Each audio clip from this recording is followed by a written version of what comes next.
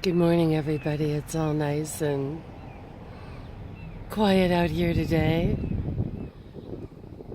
And after seeing finally some proof in the pudding about the money, I don't know if anyone's read the articles and followed it, that the daycare money, the detective, traced it to a terrorist training camp in Somalia. A really famous one, I guess. So if that's 100 million from 10 daycare centers that just sort of happen to be busted, what about the old folks centers? What about the sports centers? What about the women's centers? What about the family health centers? This was only 10 daycares. And also, how are we supposed to keep footing these bills for terrorist camps against us? That was $100 million they found so far. And it's funny because after all that was said and done, I realized that when I fly between Seattle and when I fly from Seattle to Minnesota, the TSA agents that check me usually are Somali as well.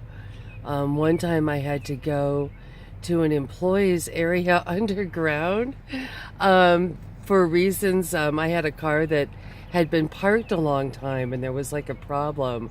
So I had to go to like where the employees are underground, and it was 100% Somali.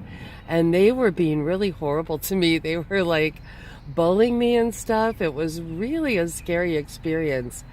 And finally, like, an actual American man came and said, "What are you doing to her? Like, let her go, release her."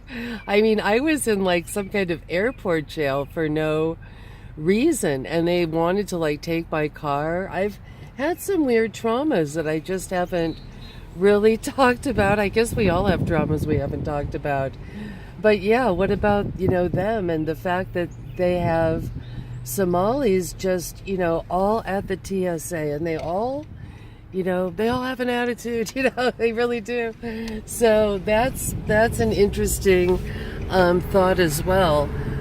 And we're going to just go up and kind of turn around where I had been speaking to the man. He had said they had just wanted to take all of this.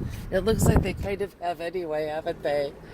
And, turn it into, once again, he said they've just been slowly tearing down houses, and just the amount of homelessness, he said, they caused, and the beautiful neighborhoods the state has torn down. And what's the state doing here?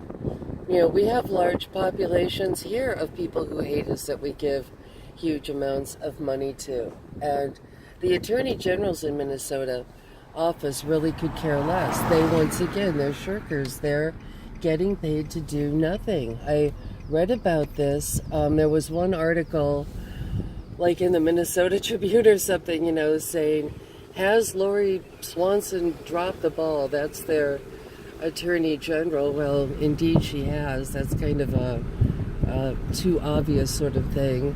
But what I'd like to know is, do we get our money back as well? Or, how does a country survive with, this type of hemorrhaging? And where we have fewer and fewer chances. A white European isn't going to be able to get a job as a cab driver in Minneapolis. They're not even going to be able to get into the colleges they want. Affirmative action, is really basically discrimination against white people. I hate that I'm saying that, but it's true. That's all there is to it. And my job for so many years, I got paid as a corporate legal proofreader. And my job was to dress up and to fact check and make sure that everything was right. And and my very, very worst anythings were from Michelle Obama types. And it made me maybe bitter that here I am, correcting things that really shouldn't have to be corrected, where you can tell that the person has no reading comprehension skills at all. And, they're saying that's a problem in South Africa now, that they've got illiterate attorneys. But I will tell you that is a problem in America right now. And it was like they were just going straight from the Bronx, Kenesha was, straight into law. And then they had, overly educated, we had our kind of people that were overly educated, as they call it. I don't know about that. I hear environmentalists have gone too far. I want to find the place that's too clean, right? Not that I like, the whole environmentalist thing, because I do feel it's a front for something else. And I do feel that they never pinpoint the real problems anyway, just like the environmentalists here love to scream about global warming. But if I point to the port, to something they can actually physically deal with, like maybe they should stop cutting all the trees down here and giving them to China for cheap, maybe we should do that. And it's interesting, and it's like, who you talking to? What you be talking about? We just going to be talking about global warming, And it's like, no, it's not this global warming thing. You need to put out what is going on in front of your face. And for years I did believe in global warming, because I think we all like to feel we're science-minded, and, I'm not this backwards person. I went to college, I'm science-minded. But then you start to look at the people who are telling you this, and they're all in like the biggest airplane, they're all in like the biggest house. And it's just like, yeah, right. I'm going to believe you guys. Yeah. I just feel like I've just been kind of a sucker, in school. I was just raised to be a cheerleader for minorities and to be a doormat for myself. If I ever said, like, I want to be a lawyer or something, it would be like, oh, you materialistic, you thing, what are you saying? It was always just very much like that. And, it almost did feel like a weird form of mind control, like, no, you shouldn't do that. And then we would just have like an idiot in the class, and they'd be like, yes, you can be a lawyer, yes, you can do it, with like da da da da da da da, with like the whole yeah, the whole thing. So I guess I have a bitterness. I'm not very special at all. I'm pretty normal, but I do have a really high IQ, and that has only just gotten me into trouble. There's been a sort of, you should be ashamed. And my brother went through it. I feel even worse. He had a super, super high IQ and was athletic as well. So you had someone with multiple talents, right? And that's my brother, and he was the star hockey guy. In fact, he went off to Canada and played semi-pro with kind of all these dopey jocks for a few years, just because he was so good at it, and really like on that pro level. And then he came back, and his real interest was in science, and he did really well, and he was the main science guy. In fact, he even got a grant to he got a helium grant, and his teacher was so proud of him. He had this teacher that was like, oh my God. So he got this huge helium grant, and he was studying helium, and he even got published in the Journal of Science for a helium article. And the grant was so big that it actually extended beyond his graduation. So he'd be there like in the summer, whatever. He also had the keys to the planetarium at the college, which really no one else did. So we're talking a super guy here, like a really dedicated super student. He wanted to go to grad school for this and continue. And lo and behold, you're going to love this. He got passed up for minorities that they had to put in. And he had dedicated his life and his time to this place. He wasn't just some guy on a piece of paper applying to go to University of Minnesota. He had been there, and he was beloved by the teachers there, and they put in incredible recommendations for him.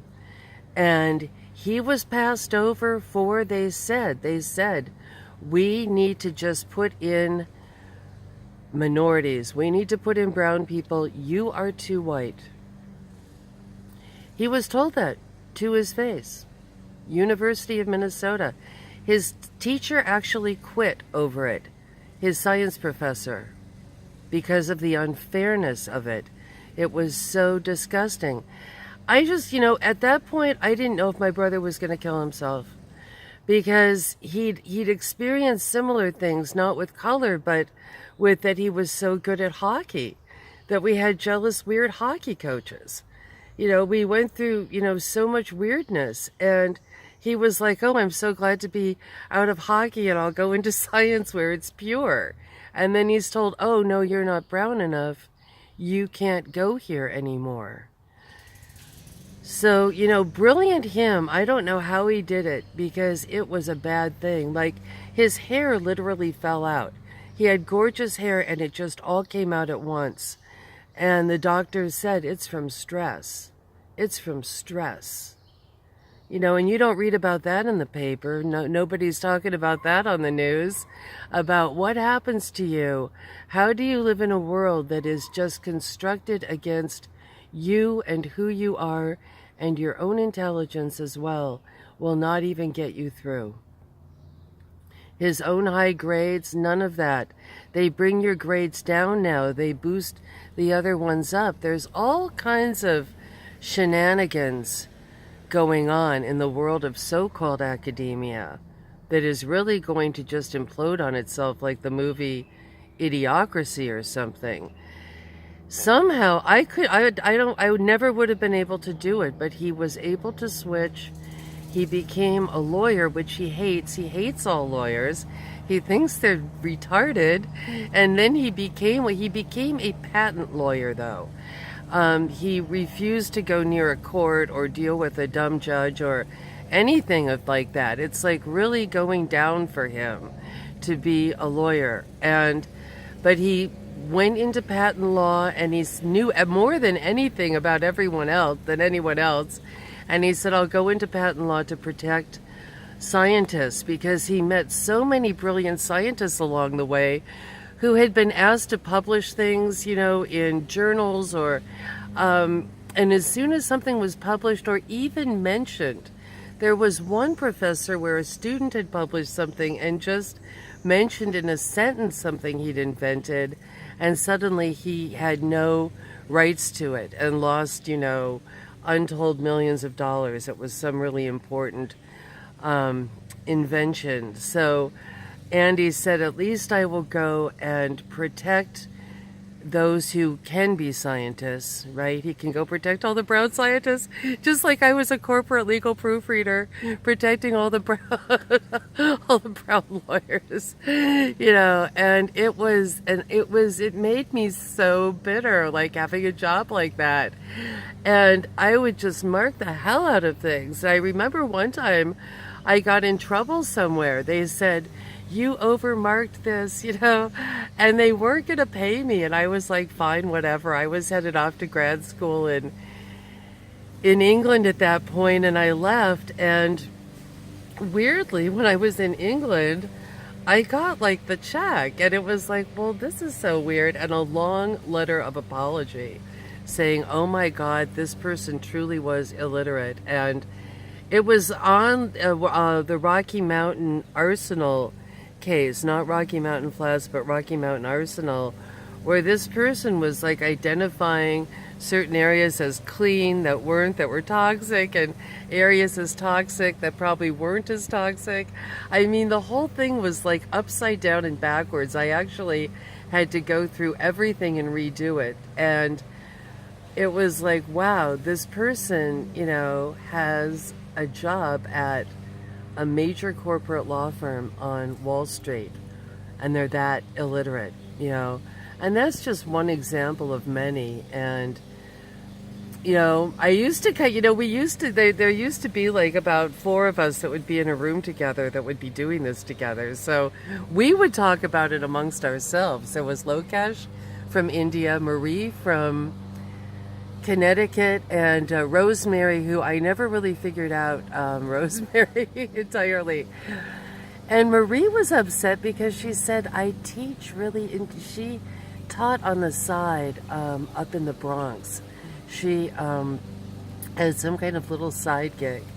And she said, you know, there are smart kids up there. It's like they're purposely bringing the dumb ones down to be lawyers. So that, you know, that was very interesting, that the ones who are smart in these areas don't get the chances, but the ones who are kind of dopey do. So I guess there's an affirmative action within the affirmative action, right? It's like it's also compartmentalized, and there are all these kind of worlds within worlds here. I don't know if I should put this up or not. It's kind of a bad rant. I'll think twice about it. I think what I was just wondering was, with all these 100 millions here and 100 millions there and letting in more people that hate us, when do we lose ourselves? When does it all cave in? When do we become the Philip K. Dick novel? And what are we kind of supposed to do here in the meantime, right? How do we fight this beast that is so against us? How on earth do we deal with it? My God, you know, if there was ever a time I was wanting to believe in benevolent UFOs, it would be today. Many blessings. Bye.